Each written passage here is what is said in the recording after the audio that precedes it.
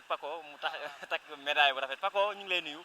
yow nga bokk si ñenn ñoo xamante ne rek yàgg nañoo supporté ànd ak équipe bi dèjà naka nga jàngatee discours kii di coach Aliou Cissé. Sénégal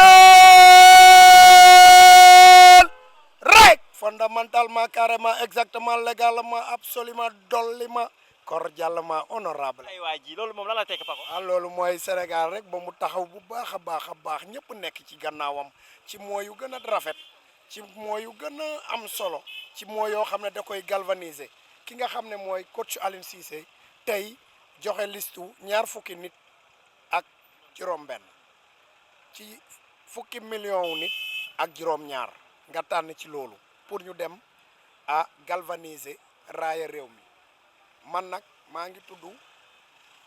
Aliou Ngom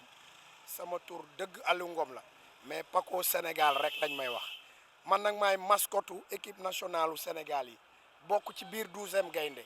di delloo njukkal waa 12e gaynde yëpp di delloo njukkal suñu papa Ablaye Thiam yal na ko yàlla yërëm moom lañ ma remplacer et vraiment ñuy ñaan yàlla Qatar yal na fa yàlla yóbbu supporter yëpp ñu dem supporter gagné coupe du monde andi ko ci Sénégal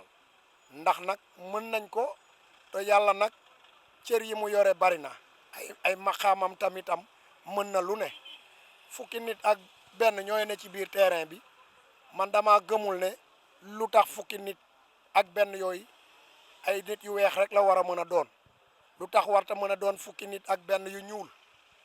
pour la première fois mu doon continent africain bi ñu jël ko continent africain boobu ban lay doon Sénégal la war a doon man loolu laa ci am ngëm yàlla nañu ko yàlla defal vu que boo xoolee Sénégal chiffre ñaar bi da koo topp 92 2002 muy benn décennie 2002 2022 2002 2012 2012 2022 muy ñetti décennie boo gis nag day am luy xew yow ba nga amee 1 an ba ngay am 10 ans am na loo mënta mënoo ko woon noonu dong la nag tey yàlla def nag pour la première fois Sénégal jël coupe d'Afrique ci 2022 coupe baa ngi fi toog di xaar 2022 bu léegi pour ñu dem Qatar jëlaat ko ñëw muy deuxième. naka nga gisee liste 26 joueurs yi ndax am nga yaakaar si joueurs yi war a dem ko. bu baax a baax ndax joueurs yooyu fii la ñu jànge football waaye am na ci ñu fi jàngee football am na ñu ci jànge feneen waaye ñoom ñëpp ay sénégalais lañ te boo xoolee lim bi Aliou Cissé daa di jël ku ci nekk daa xool ca club ba nga ne la nga fay def ci la nga mën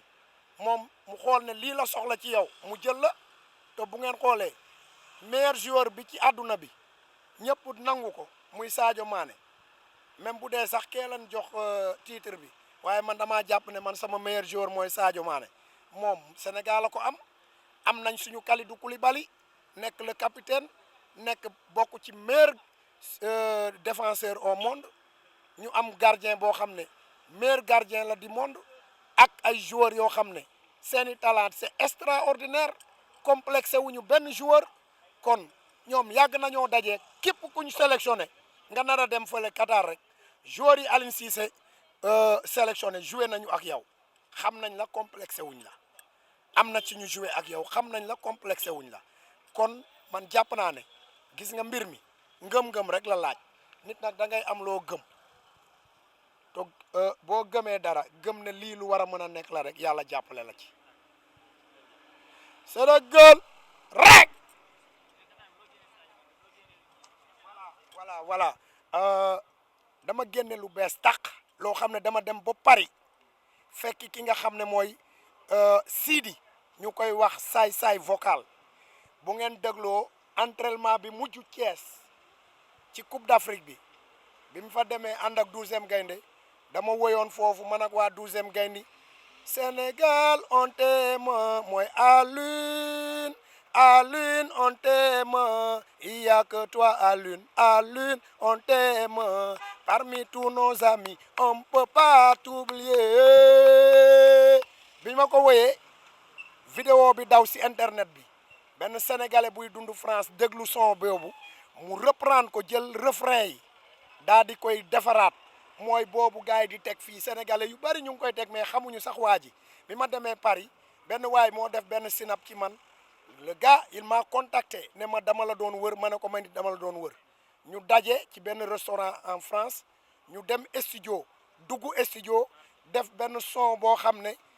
xam nga Aline on Thème la gars yi doon kii bii Aline bii moo dàq fuuf Aline on Thème. ban mooy bi coupe du monde Qatar bi. moom jóge na France depuis le 3 mi ngi fi fan yi yëpp ci tournage yu clip laa nekkoon ak moom bu ngeen buggee nii suba la war a delluwaat France mais dañuy génne son bi incha allah d'ici la coupe du monde c'est-à-dire fii ak le 17 fii ak le 17 affaire yooyu di ngeen gis maanaam son bu ñu fi woyoon la nag bu fi dawoon la ci coupe du monde bi passé woon 2018 mooy son boobu voilà ñun son boobu lañ jël nag ñu jël ko depuis Dakar la ñu jógee dem ba Qatar ngir sigil Sénégal ñun champion yi naa ñu manko te ngir Sénégal moom la ñu bëgg ñun waa Sénégal naa ñu dem ba jeex ñun waa Sénégal naa ñu dem ba jeex voilà loolu laa la ciy mosa. jaajëf. Oui, je crois que le coach a clairement expliqué ses choix. Il a clairement dressé des objectifs. Donc, moi, j'ai confiance au coach. Et je rappelle que jusqu'à présent, il a toujours atteint les objectifs qui lui ont été assignés. Et je pense que pour cette Coupe du Monde, on ne dérogera pas à la règle. Alors, Sadio Mané ne participera pas pour le premier match contre les Pays-Bas. Les Pays-Bas qui est une très grande équipe, a souligné le coach. Est-ce que vous avez quelque chose par rapport à l'absence de Sadio Mané pour le premier match? Alors déjà, je pense que la situation elle est encore floue. On ne sait pas si Sadio pourra ou non participer au premier match. Je pense que l'équipe médicale est en train de s'affairer pour voir dans quelle mesure on peut rattraper le joueur avant le premier match. Si ce n'est pas le cas, je pense que comme l'a souligné le coach, on a un effectif de qualité. On a des joueurs qui seront capables de le remplacer jusqu'à ce qu'il puisse de nouveau être présent sur le terrain. D'accord. L'absence de Saliou Ciss, quel impact pour l'équipe? Saliou Ciss est un très bon joueur, un grand joueur. Après, je pense que le coach a fait ses choix en son âme et conscience. Après, je pense que le plus important, c'est le groupe. Et je pense qu'il y a de la cohérence dans ce groupe. Donc à partir de là, je pense qu'en tant que Sénégalais, en tant que supporter, en tant que technicien aussi, on se doit de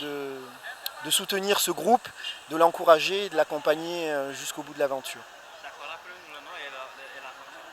et la Demba Mbaye, sélectionneur des U23. Mais coach, une question là, les jours joués jusqu'à pareil moment, pensez-vous que peut-être pas il y aurait une lassitude un peu par exemple à l'entame de la Coupe du Monde? Alors, la question du calendrier, c'est une question tout à fait pertinente, mais après le fait qu'on ait attribué la Coupe du Monde au Qatar, obligé, je pense, la FIFA à un réajustement au niveau calendaire. Et ce réajustement fait qu'effectivement cette Coupe du Monde se déroule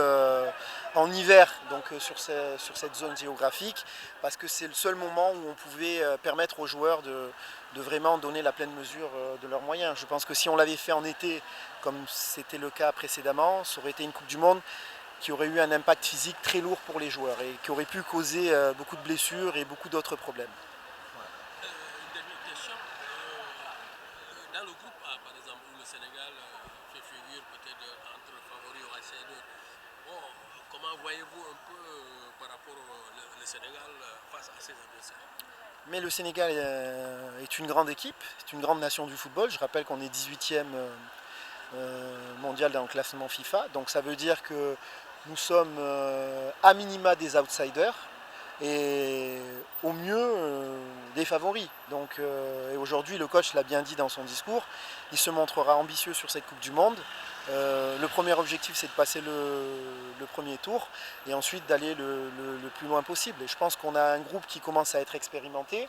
Moi, je garde en tête qu'on est quand même champion d'Afrique et je pense que nous défendrons notre statut